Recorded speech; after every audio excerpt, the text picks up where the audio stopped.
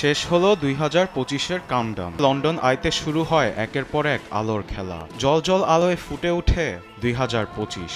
বাহারি আলোক ছটায় রঙিন হয়ে ওঠে লন্ডনের আকাশ। লন্ডনের থেমস নদীর উপর দিয়ে ফুটে একের পর এক আতশবাজি। প্যারিসের আর্ক ডে ট্রায়াম্ফতে শত শত মানুষের উপস্থিতিতে জানানো হয় 2025-কে। একের পর এক আতশবাজি ফুটে আকাশে। সময় বাড়ার সঙ্গে বাড়ে আতশবাজির খেলা। রাস্তাঘাট, গাছপালা, আলোকসজ্জা সহ বর্ষবরণের নানা আয়োজনে পুরো ফ্রান্স মাতে উৎসবে।